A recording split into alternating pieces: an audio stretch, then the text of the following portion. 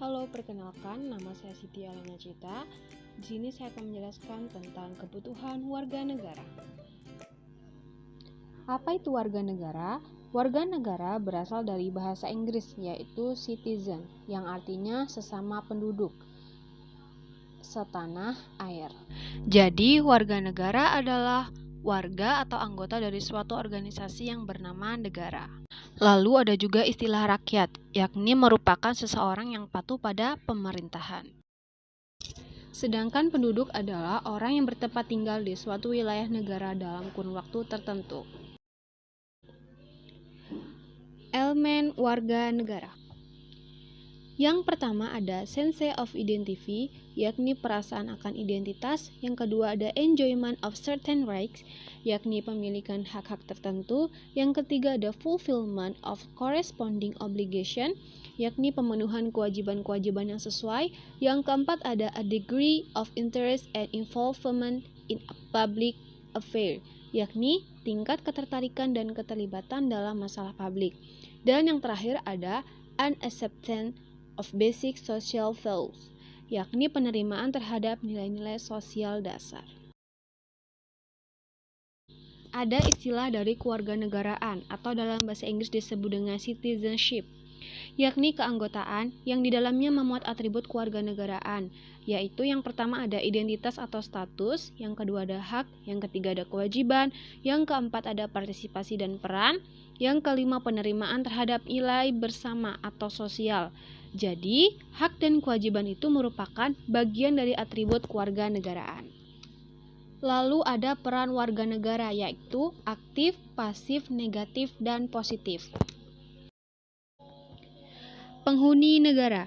Yang pertama ada penduduk, yang kedua ada bukan penduduk. Penduduk dibagi dua, yaitu ada penduduk warga asli dan juga orang asing.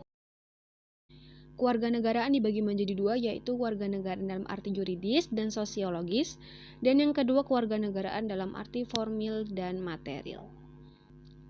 Dalam menentukan kewarganegaraan menggunakan dua asas, yaitu yang pertama asas ius soli dan yang kedua asas ius sanguinis. Penentuan kewarganegaraan didasarkan pada aspek perkawinan mencakup asas kesatuan hukum dan asas persamaan derajat. Problem kewarganegaraan adalah munculnya apatride dan bipatride bahkan multipatride. Hal ini dikarenakan perbedaan asas kewarganegaraan yang digunakan oleh negara.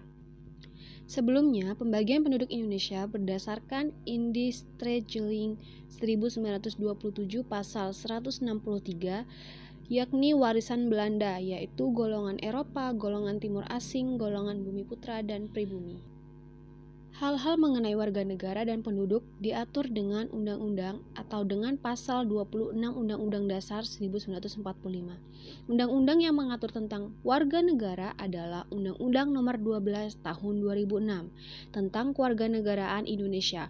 Undang-undang ini sebagai pengganti atas Undang-Undang Nomor 62 Tahun 1958. Selanjutnya kita masuk ke Kewarganegaraan Indonesia.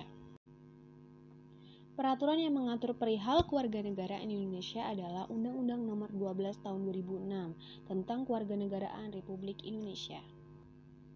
Hal-hal yang diatur dalam undang-undang ini adalah perihal siapa yang menjadi warga negara Indonesia, syarat dan tata cara memperoleh kewarganegaraan Republik Indonesia, kehilangan kewarganegaraan Republik Indonesia, dan syarat dan tata cara memperoleh kembali kewarganegaraan Republik Indonesia. Asas-asas yang digunakan dalam undang-undang ini adalah asas ius sanguinis, asas ius soli terbatas, asas kewarganegaraan tunggal, dan asas kewarganegaraan ganda terbatas. Undang-undang ini tidak mengatur perihal isi kewarganegaraan atau hak dan kewajiban warga negara. Selanjutnya kita masuk ke kedudukan warga negara dalam negara. Dengan memiliki status sebagai warga negara, maka orang memiliki hubungan hukum dengan negara. Hubungan itu berwujud status, peran, hak, dan kewajiban, serta timbal balik. Sebagai warga negara, maka ia memiliki hubungan timbal balik yang sederajat dengan negaranya. Secara teori, status warga negara meliputi status pasif, aktif, negatif, dan positif. Peran atau role Warga negara juga meliputi peran yang pasif, aktif, negatif, dan positif. Menurut Kholisin 2000. Kita masuk ke peran warga negara. Peran pasif adalah kebutuhan warga negara terhadap peraturan perundang-undangan yang berlaku, sedangkan peran aktif merupakan aktivitas warga negara untuk terlibat atau berpartisipasi serta ambil bagian dalam kehidupan bernegara, terutama dalam mempengaruhi keputusan publik. Peran positif merupakan aktivitas warga negara untuk meminta pelayanan dari negara untuk memenuhi kebutuhan hidup. Sedangkan peran negatif merupakan aktivitas warga negara untuk menolak campur tangan negara dalam persoalan pribadi. Terima kasih banyak sudah menyaksikan video ini. Semoga video ini dapat bermanfaat bagi kalian semua. Terima kasih dan sampai jumpa.